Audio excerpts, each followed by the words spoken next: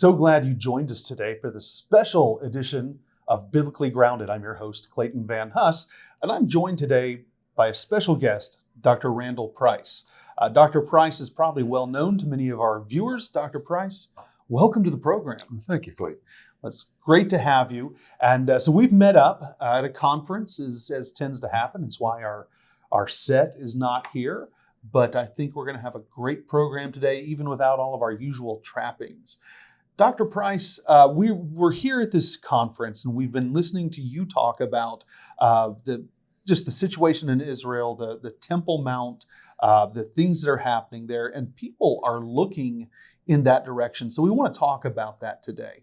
Before we get started, can you tell those of us who maybe don't know much about you a little bit about your background? Yeah, I've been a pastor, professor, and sort of a parent too. So we have 5 children and 13 grandchildren, which my wife always tells me to mention up front because that's the most important thing. But I studied at Dallas Theological Seminary, got a THM in Hebrew and Old Testament. I went to Hebrew University in Jerusalem and studied basic, what we call ancient Semitic languages and archaeology.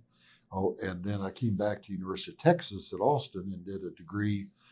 They didn't have a PhD program in archaeology at the time, but I took the archaeology courses and got a degree in Middle Eastern studies there.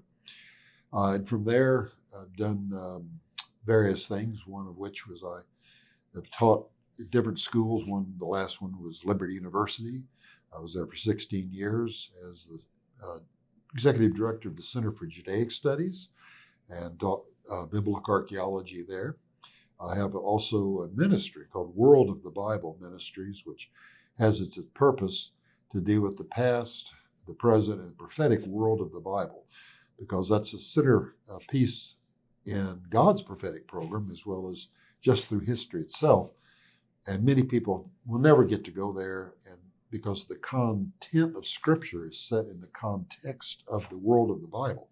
It's very important to help people understand it in its original context before they exported it to the 21st century and wanted to apply it to their lives. So that's been part of our work, so both academically and in terms of just a ministry to reach out to the common person with information about the biblical text and the world from which it comes.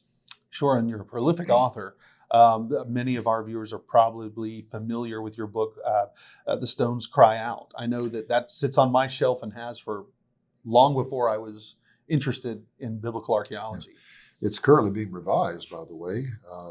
So next year, you'll have a much improved, larger, full-color version of that coming out.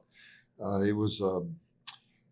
When I wrote Stones Cry Out, I had not actually done any archaeological excavation.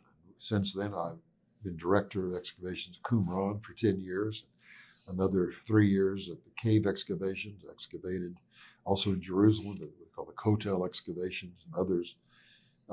So I'm adding that experience, and then anybody that knows archaeology knows almost every day something changes in the field. Things get clarified, new discoveries are made, always in favor of the Bible, I might say, and that's why we wanted to improve that. I have a handbook of biblical archaeology that was done by Zondervan, and that is probably the most up-to-date thing and helpful for people. Yeah, that was one of my absolute favorite textbooks as I was studying archaeology. Enjoyed that immensely. I know Dr. Stripling used it. So. Yes, sir. So, Dr. Price, we're going to talk about some things today that a lot of people want to shy away from because we're going to touch on current events. We're going to touch on maybe some speculation because you're always asking questions about these things. And we're going to touch on politics a little bit. This is some scary stuff. One of the things that people like to ask me about, and I know they ask you about, I've watched many people ask you today about it, and that's the coming temple. This whole idea of there's going to be a third temple built. Is it on the Temple Mount? Is it in the city of David? Is it where the Dome of the Rock stands? And people ask these questions. Do we need a third temple for Jesus to return? And so I know people have different eschatologies, people have different views on the things to come, and a lot of what we talk about is speculation, but we try to keep it as biblically grounded as we can. So I want to pose that question to you. What's going on with the third temple? Well, let me say this first, since some of your focus is archaeology. A lot of archaeologists try to stay away from politics, even religion itself, but you can't do that because obviously as a biblical archaeologist, your focus is the Bible, which is considered a religious text by most. And then you can avoid politics, especially with the whole war in Israel now. It's based on archaeology. In other words, if you talk about who owns the land, who has a right to the land, the history of the land is based on archaeology. And as you dig in the land, which you unearth, of course, is a Jewish history, a Jewish presence. So that moves archaeology from apolitical to very political. People are using it on both sides to make a case. When it comes to the issue of the temple, which is heretofore, I guess, for many just been a historical or archaeological interest, there are Orthodox Jewish groups who have really always had as a goal, because the prayers of the Jewish people, the daily prayer calls for the speedy rebuilding of the temple in our generation or our time. It may soon be rebuilt. So from a Jewish perspective, this is part of what their mindset is constantly. There's a text in Exodus chapter 25, verse 8 that says, it's when God spoke first to Moses, says, "Let them make for me a sanctuary that I may dwell in their midst." I use the word mishkan there, and that I may shkan, the verb to dwell. So make my dwelling place that I can dwell there. So the purpose of the temple was so that God could establish a relationship with his chosen people in his chosen land. And that, therefore has been the objective of the Jewish people in exile, to return to that land, to be restored. And the centerpiece of that was to return God to his place by rebuilding the temple. So that has been of interest. But now, as Israel's come back to the land, let's say 1948, when they became a state, 67, Jerusalem became again the capital of Israel. Things have been renewed. There's been the thought that for the first time in history, it's been possible to maybe actualize some of these prophetic promises and hopes. So it's been a growing thing. In 1967, even though the hopes were there, we settled on a status quo arrangement, which ended up with Muslims' control of the Al-Aqsa, which they call the Temple Mount, Jews call the Temple Mount, and Jews relegated to the Western Wall, what they call the Kotel or Wailing Wall, for the purpose of remaining, away from the Muslim area. They would not allow a non-Muslim to go there for religious purposes. Right. But in 1987, the first Intifada began, and there were those who said, if we don't act or do something, we're in danger of losing our national sovereignty and therefore access to the holy places that we want to acquire. And so there were a temple movement was birthed. Some people saw it outwardly. There was a temple institute that was started to talk about making implements for the third temple. And that was the first serious thing some people had seen. The Temple Mount faithful were doing activist things, different feasts coming out and carrying a model of the temple and wearing sackcloth and doing various things. And so it was to raise public consciousness that we need a temple. I think the majority of Israelis and Jews worldwide, either secular or just didn't care, they even saw it as a problem, because if you upset the Muslim community, you could, put Israel in danger and cause a lot of problems. So not much was happening. But those times, I think we turned a corner with that. Since the war began on October 7th of 2023, and the attack was from the Hamas side and from other, even Hezbollah too, have all voiced that the reason that they attacked Israel now was because of increased prayers on the Temple Mount, as they saw steps toward Jews taking over Al-Aqsa and having their own, one step closer to rebuilding the temple and these things. And so as a reprisal to that, and Jews have said, look, if you attacked us, the worst attack in 75 years since the Holocaust, we've suffered this way, there's no more of let's try to placate the Muslim community, let's try to share things. It's not possible any longer. We've come beyond that. And it's not just that with Hamas and Gaza or Hezbollah in the north, it's with all of the Palestinians in the West Bank who are under Fatah. And unfortunately, even a lot of the Palestinians are considered Israeli Arabs, right? Who don't consider themselves Israeli, they consider themselves Palestinians. But, Sure. but ideologically and in solidarity with these terrorist groups, they have embraced October 7th.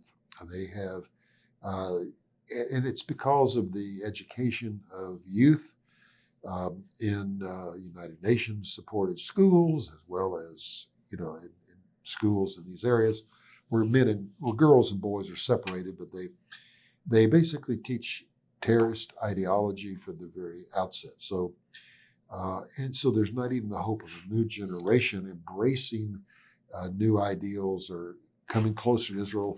There were some times when rapprochement like that seemed possible, but that's just not reality anymore. You've seen the marches for anti-Semitism around the globe. You've seen it on U.S. college campuses. We're in it's a new era.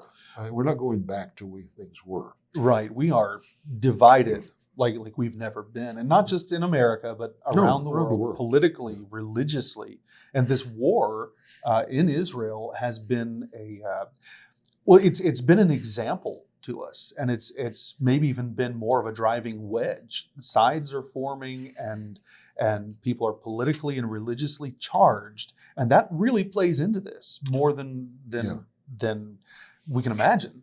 So where we are now is that there are Jews in the Israeli government that like to take things further. They'd like to assert the sovereignty they have in principle, in practice on the Temple Mount by rejecting the status quo, which really hasn't existed practically since at least the year 2000. And because the Muslims changed all of that. They tore up a whole section of the southern end of the Al-Aqsa, the Temple Mount, created a 10,000-seat mosque called the Al-Wani Mosque, and other things. And even before that, Yasser Arafat had the ambition of creating a unified mosque on the Temple Mount by filling the known cisterns with water from the sacred Zamzam in Mecca.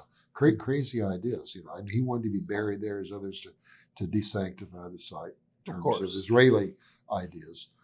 So this has all been ongoing, but now there's a point, I think, possibly of no return, that the only restraint would be in terms of the international community. So you can see The Hague has already called Netanyahu and Gantz a war criminal, and having all this kind of stuff. But here's where Israel comes. They come to the place, if the world's against me, then I'm against the world. Sure. Basically, we have to have our own sovereign. It's always been that way. When the Jews returned, they developed one of the best armies in the world. They said, no one else is going to defend us. We have to be able to defend ourselves. Sure. They had to be able to tell the Jewish community, if you come here, you have a safe haven. We'll protect you. Well, October 7th changed that for many people. It wasn't just, even Holocaust survivors were killed in all of this. And, all of a sudden there was no safe place. But then there's no safe place in the world either. You see all the riots, and you see the pogroms, frankly, in France and Holland and things like this. You see the massive outpouring of just pure ignorance about history of Israel's in the land, but just calling for jihad, global jihad. Okay, this kind of stuff. So now Israel's at the place where they say, listen, we got to do what we got to do to secure ourselves and our land. And they're very aware. You can't go to Israel without running into tour groups of soldiers who are being taken around, all the time. and they're Trained shown ministry, yes. what they're fighting for. Yes. Never again, they Right. say on Masada. Yeah. So here's the deal. If you have sovereignty every place but the one place that would matter for religious Jews, in other words, the temple is a symbol of Israel's sovereignty because it could only be built when Israel had control. It doesn't have control, so it's not been rebuilt. But to the extent that Jews have been forbidden to even come to the site to pray, and even more so that from that point to say that none of the land of Israel belongs to Jews, they all need to be excised.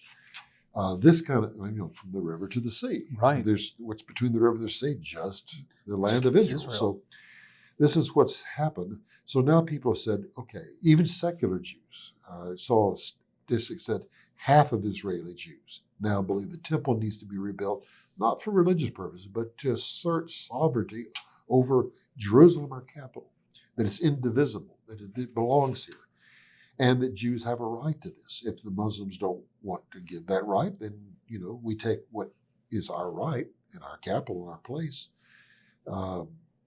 So these have been radical assertions, even thoughts.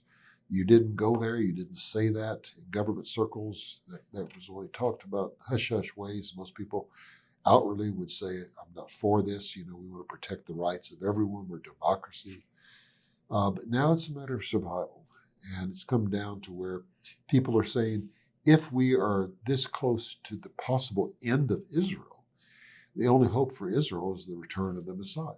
And we say the return of Jesus. And with that, the promises of the Bible, if he's going to come back literally, and the scriptures, he comes back to outskirts of Jerusalem on the Mount of Olives, and there's a future in the land. This is, in Acts 1:11, when he left, these angels told the disciples watching him go into heaven, this Jesus will come in just the same way you've seen him go into heaven. Where did he go from? He left from, basically the Mount of Olives. He's going to come back to the same place. Zechariah 14:3 tells us, in that day his feet will stand on the Mount of Olives just east of Jerusalem. So these things are expected to happen, and we expect them to happen literally, because if he's coming at all, it's literal. And the things that describe his coming and the place of his coming should also be accepted as literal. Sure. Whatever your eschatology, you need to respect the Bible, because if all the prophecies related to the first coming of the Messiah are accepted literally by everyone, why should not the prophecy related to the second coming? Sure. And I was going to ask that, we all have different ideas of the second coming of Jesus. Our eschatologies vary, but whatever it is, there is something going on here that we need to be aware of. What should Christians be looking at when we look at this whole idea of rebuilding this temple, the coming of the Messiah, or the return of Jesus Christ? How should Christians look at this whole idea of rebuilding this third temple? Well, obviously, we should look at it biblically. And this is a Jewish concern, not a Christian concern. We're concerned because in God's prophetic program, this is one of the things that is part of that program. And it leads to other things, which are our hopes. I know there are people perhaps listening who don't realize that ancient Israel is also modern Israel, that there's a continuity, that they try to separate that, but that's not really possible. And the promises made to ancient Israel will be fulfilled in the future, either by modern Israel or their successors. So, and the temple is a part of that. People say, well, if you believe in a temple, it's retrogressive. You're going back. Jesus is no longer necessary. Go back to animal sacrifices. Well, remember, Jesus offered animal sacrifices. Mm-hmm. There's no question that he did that 3 times a year when he came to the temple with his family. Right. Paul, who was, the apostle to the Gentiles, offered sacrifices for men. And he said even often, I have to be at Jerusalem for the feast. He interrupted his missionary journeys to do that. Peter and John going to pray in Acts 3, going up to the temple at the very time of the offering of the sacrifices when they met the lame man on the way. Sure. And over again, we see this. It says that they were in the temple daily praising God. Why there? Because that's the place that God had ordained for his people. That's where Jesus carried out his ministry. So this is an idea. Now, the sacrificial system began in the garden, after the Garden of Eden, but it sort of began there with Cain and Abel. You see this. Apparently, Adam had offered sacrifices in continuity with what God had showed him when he offered a sacrifice for him. Mm-hmm. So the temple and the idea of a temple existed before there were actual physical temples. Simply God's presence dwelling with his people. That's the promise. And a literal structure was necessary because a holy God in the midst of an unholy people can't really coexist without something. And so God designed the sanctuary for that purpose. Sure. So, and can we talk about that sanctuary Sure. some of the time? We know that God had Moses build the tabernacle. And the tabernacle moved from place to place. It sat at Shiloh for over 300 years. And it housed in the most holy place the Ark of the Covenant, the place where God spoke to Moses and to the priests. And then, of course, we know that it was moved to the city of Jerusalem. David had the Ark of the Covenant moved there. The tabernacle did a little moving. From Kiryat Yarim, it was there first, which is Abu Ghosh today.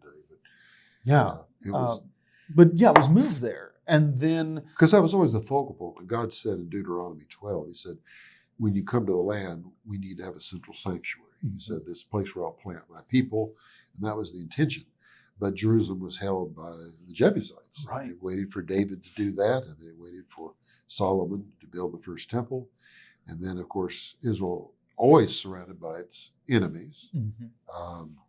And it only had protection if it followed God. Right. So these were covenants made with him on that basis, covenants to bless or covenants to curse. And so the history of Israel has been one of desecration and restoration. Right. And so we're now living in the time of desecration, mm-hmm. where for the most part, Jewish people do not embrace the Messiah we know, who came and walked in their land and called himself Yeshua. But that day is coming. And part and parcel to that are the signs of the times that lead there, and the temple is one of those signs. Right. So, and so it sits on that piece of real estate that is one of the most contentious places in the world. And people have tried to come up with ideas like, it could be somewhere else. We could put it in the city of David. Does the temple need to be in that spot? It does. I mean, first off, we know that God chose that spot, and the Shekinah glory came to that spot. When it departed, Ezekiel talks about it returning, and it returned in exactly the same way it left, to the same place it left. That was very important. When they rebuilt the second temple, they built it on the ruins of the same place. Ezra is very specific about that. And so that second temple remained. Herod simply brought it down, almost to the bedrock and rebuilt it, but he didn't move it. It stayed right there. So because of the promise of the return of God's glory in the future, it has to be built there. That was the place that was sanctified and chosen by God. Jews would go further and say, the stone under there is the foundation stone of the creation of the world and many other things. But no, it can't be any other place. So you have to identify where is that place. But both historically and archaeologically, the only place is that place identified today as the central location on that 36 acre esplanade called the Temple Mount. Wow, thank you. That answers a lot of questions.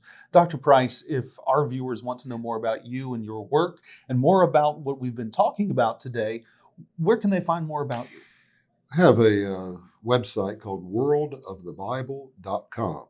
So there we have a YouTube channel, we have other types of Facebook pages, all of that. But just go to worldofthebible.com and you'll see things about the past of Israel, which is the archaeological focus, the present, which is the Middle East conflict, and the future, which deals with Bible prophecy. Well, thank you, Dr. Price, for being with us today. And thank you for your work. Thanks so much. Yes, sir. And best to your wife. Well, thank you. Thank you.